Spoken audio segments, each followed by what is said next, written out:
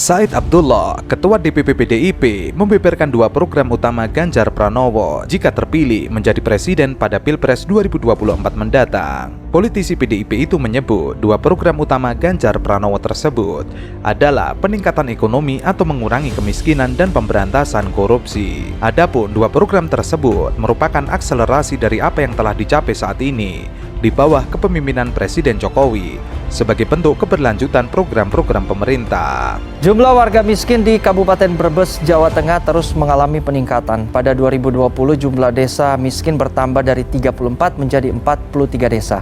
Selain itu 187.000 warganya masih berpenghasilan rata-rata Rp11.000 per hari atau di bawah Rp345.000 per bulan.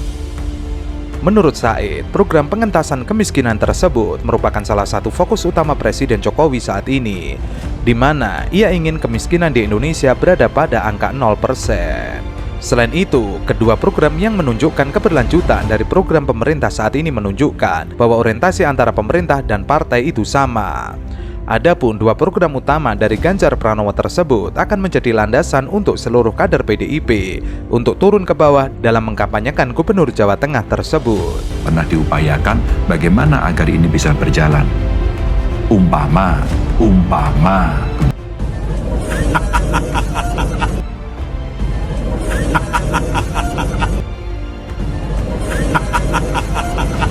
Said menyebut Ganjar Pranowo akan berkeliling ke 65 titik di seluruh wilayah Indonesia, tepatnya pada Oktober 2023 mendatang bersama dengan kader PDIP.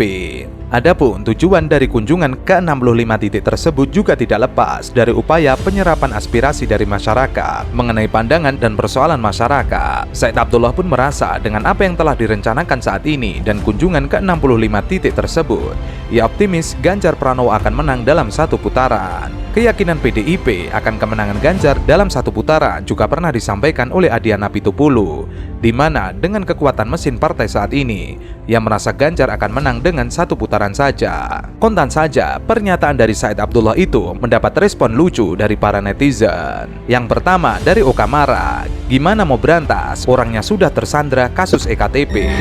Wahai saudaraku sebangsa setanah air, ingat, Partai PDIP juara umum korupsi di Indonesia dengan 113 kasus.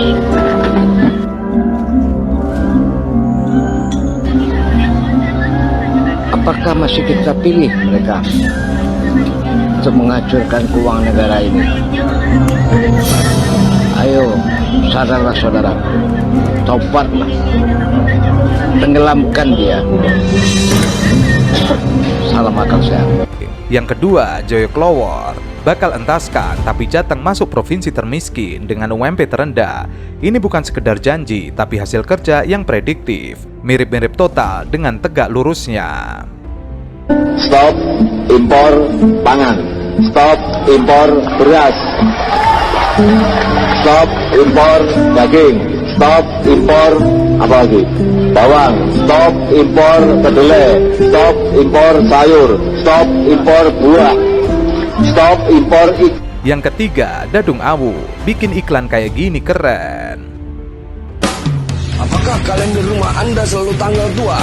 Mandi atau tidak mandi, Anda selalu tampak lesu, pusing walaupun tidak sakit kepala. Anda sesak napas, padahal napas tidak sedang sesak. Kaki terasa berat untuk jalan ke warung. Yang berat itu bukan rindu, tapi saat mau belanja di warung disambut kata maaf. Maaf, yang kemarin aja belum bayar.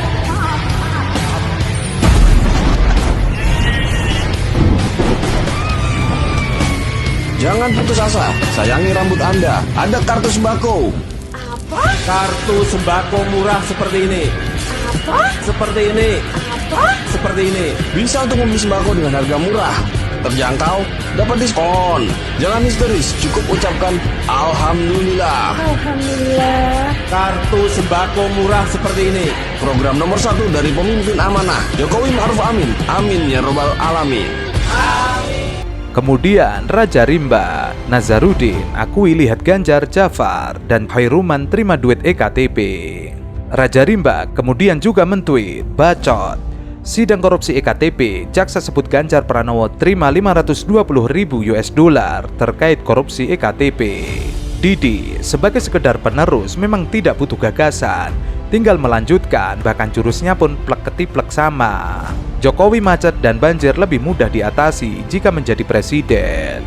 Kemudian Thomas Sunjaya berantas partai ini, Pak. Ia memberikan gambar daftar kader PDIP yang terjerat kasus korupsi. Abdurrahman, kita tidak ingin merasakan ngibul jilid 2, Sultan Mangara.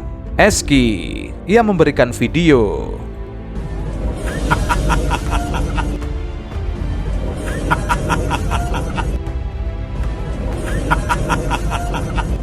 Kemudian Nandi Koswara, kaum oligar yang nyaman dengan kekuasaan hari ini, 3 skenario yang mereka ciptakan. Plan skenario A-nya 3 periode, plan B-nya penundaan pemilu, plan C-nya mendukung calon boneka yang bisa mereka setir kalau terjadi pemilu di 2024 nanti. Saya nggak tahu calon boneka, yang jelas sudah ada deklarasi boneka itu. Kemudian Dodi Agung.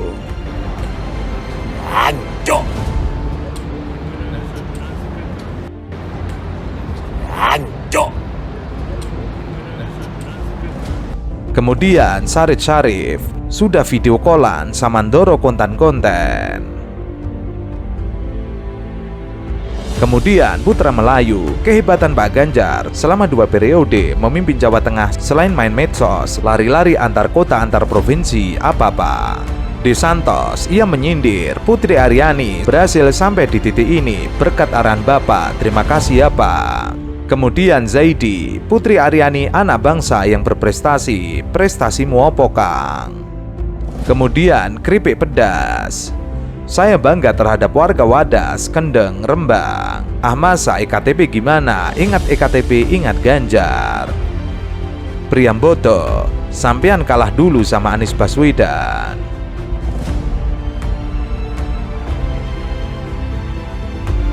Kemudian Rudi, Pak Ganjar, tolong Pak, di daerah jalan kabupaten rusak parah Pak, apalagi kalau hujan. Banyak warga yang jatuh, udah ganti bupati beberapa kali, tetap aja jalan kami rusak Pak. Tolong Pak Ganjar, Desa Karangbrei, Kecamatan Budeh, Kabupaten Pemalang. Kemudian Watam Purwata, selamat Ustadzah, Anda telah membuka mata kami. Saya yakin Ustadzah orang yang jujur, yang Ustadzah ungkapkan ini kenyataannya. Semoga Ustadzah sehat selalu, amin. Saking Cimanggung gon caket pom bensin yang gone Pak Kholipan nanti tekan Desa Karangreja, ya bosoknya luar biasa. Gumune ketemu duluran nang kene, jalan bosok maning.